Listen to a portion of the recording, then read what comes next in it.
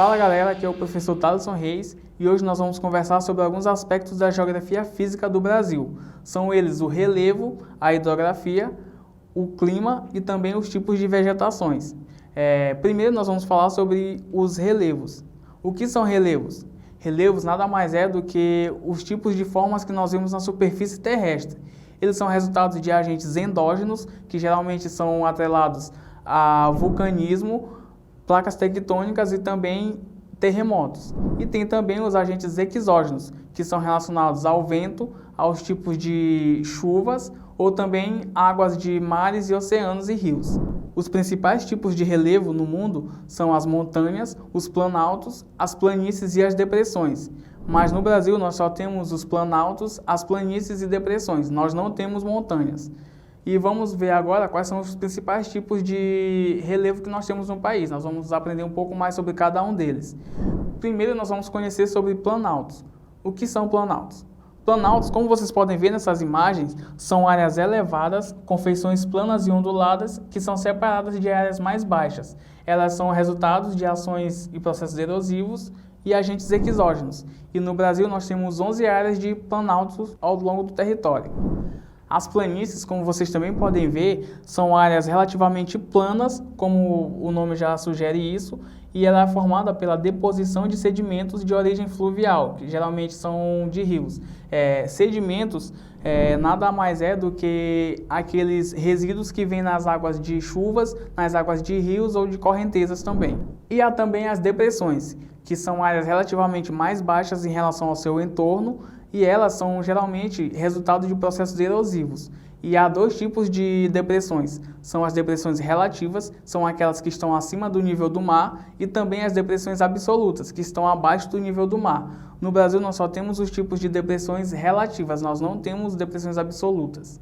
E agora nós vamos falar sobre a hidrografia do Brasil, que ocupa um lugar de destaque no mundo, porque o Brasil possui aproximadamente 13% de toda a água doce do mundo, e toda ela em estado líquido, visto que o Brasil não tem geleiras. E isso traz impactos muito positivos ao país. Por exemplo, o Brasil tem um grande potencial de pesca, potencial de irrigação e também de produção de energia através das hidrelétricas. E no Brasil, a hidrografia é dividida através de bacias hidrográficas, que são geralmente quando possui um grande rio, e há rios menores que são abastecidos por esse rio. No país nós temos 12 diferentes bacias hidrográficas, na qual você vai conhecer algumas delas agora, as principais. Primeiro nós vamos conhecer sobre a Bacia Amazônica. Ela é a maior bacia hidrográfica do mundo, ela ocupa cerca de 45% de todo o território nacional e seu principal rio é o Rio Amazonas, mas também ela possui outros rios. E seus rios são muito utilizados, por exemplo, para navegação, para a pesca e também para a irrigação de áreas agrícolas. Temos também a Bacia Tocantins-Araguaia. Ela ocupa uma grande parte do território nacional, como quase toda a região centro-oeste, e também alguns estados como o Pará, o Tocantins e o Maranhão. E ela é composta por dois grandes rios, que é o rio Araguaia e o rio Tocantins. Ela possui grande potencial hidrelétrico, inclusive tem uma grande hidrelétrica, que é a hidrelétrica de Tucuruí, que fica no Pará, e que abastece grande parte do norte do país em relação à energia.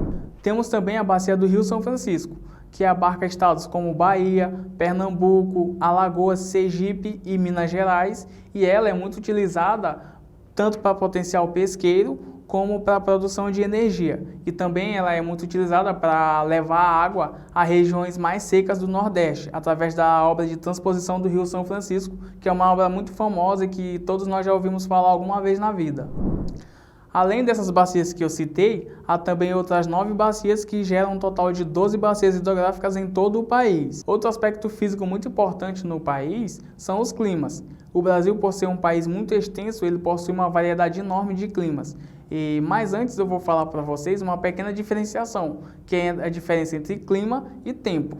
O tempo ele está relacionado às condições instantâneas da atmosfera. Por exemplo, neste momento está fazendo sol e daqui a meia hora vai estar formando chuva e vai estar chovendo. Isso é o tempo. Já o clima são as características permanentes daquele lugar. Então, no país, no Brasil, mais especificamente, há 6 tipos de climas, que nós vamos conhecer cada um deles agora. Temos o clima equatorial. Ele influencia as áreas principalmente que ficam próximas à região da faixa da linha do Equador e também no Brasil ele ocupa principalmente a parte da região norte, uma pequena parte da região centro-oeste e outra pequena parte do estado do Maranhão. Ele é caracterizado principalmente pela elevada temperatura, mas também há bastante ocorrência de chuva. Inclusive, em algumas cidades chove praticamente todos os dias. E isso sofre influência principalmente da floresta amazônica, que proporciona esses tipos de ocorrência de chuvas. Temos o clima tropical. Ele predomina nas regiões centro-oeste, nordeste e sudeste do país. É caracterizado principalmente por ter fortes temperaturas ao longo do ano e também por ter duas estações bem definidas, uma estação quente e uma estação chuvosa. Temos também o clima tropical semiárido. Ele fica especificamente na região nordeste do país. Ele é caracterizado principalmente por ter uma baixa ocorrência de chuva, temperaturas elevadas ao longo de todo o ano e também uma má distribuição de chuva. Temos o clima tropical litorâneo, que se estende em toda a faixa do litoral brasileiro, que vai desde o Rio Grande do Norte até o Rio de Janeiro. E um fato curioso sobre ele é que ele possui, por exemplo, uma boa distribuição de chuva e no Nordeste ele apresenta chuvas mais intensas no período do inverno ou do outono e já no Sudeste ele vai apresentar chuvas mais intensas durante o verão. Temos o clima tropical de altitude que predomina nas regiões mais altas do país, ali no Sudeste, na Serra da Mantiqueira, e ele é caracterizado principalmente por ter uma baixa temperatura ao longo do ano. A média de temperatura por lá é de menos de 18 graus Celsius anual. E ele também é parecido com o clima tropical e durante o inverno, devido às entradas de frentes frias, pode ocorrer geadas. E nós temos também o clima subtropical. Ele atua na região sul, uma pequena parte da região sudeste e outra pequena parte da região centro-oeste do país. Ele é caracterizado por possuir verões quentes e chuvosos e por possuir invernos bem rigorosos. São os invernos mais rigorosos do país, onde pode ocorrer geadas e até neve. Esse clima, por possuir as temperaturas baixas, favorece muito a pecuária, também possui uma boa distribuição de chuva, cerca de 1.500 a 2.000 milímetros de chuvas anuais, e também possui as temperaturas mais baixas do país, que é menor que 18 graus em média anual. E agora nós vamos falar sobre os tipos de vegetação do país, que devido à grande variedade de climas, vai haver também uma grande variedade nos tipos de vegetação. Nós temos, por exemplo, a floresta amazônica, que é uma floresta equatorial, então nela vai haver árvores grandes e densas, e também a floresta amazônica abriga uma grande variedade de biodiversidade, ou seja, tanto vida animal quanto vida vegetal, o que isso vai influenciar consideravelmente no equilíbrio ambiental do planeta. Temos a Mata Atlântica, que é uma floresta tropical. Ela é caracterizada por ser uma floresta densa e de grande porte e também por abrigar espécies endêmicas, tanto de árvores quanto de animais. Isso significa que só existem naquele lugar em específico. Ela recobria parte do Nordeste brasileiro até o Sul e hoje ela já não existe mais nesse mesmo tamanho porque ela foi dando lugar à expansão urbana e agropecuária. Tanto que, segundo a Fundação SOS Mata Atlântica, só existe 8,5% da sua vegetação original ainda. Temos a vegetação cerrado, que ocupa cerca de 20% de todo o território nacional, então ela é a segunda maior vegetação do país. Ela ocupa predominantemente a região centro-oeste do país, mas também vai possuir algumas partes no nordeste, no sudeste e no sul do Brasil, e ela é caracterizada principalmente por possuir árvores tortuosas. Ela é uma vegetação do tipo savana e sua vegetação está sendo também muito devastada para dar lugar ao agronegócio no país e inclusive cerca de 50% de toda a sua vegetação original já não existe mais, justamente pelo processo de desmatamento. Temos a caatinga, que é uma vegetação que fica na parte nordeste do país, é uma parte mais seca, então as árvores de lá vão ser adaptadas justamente à falta de chuva.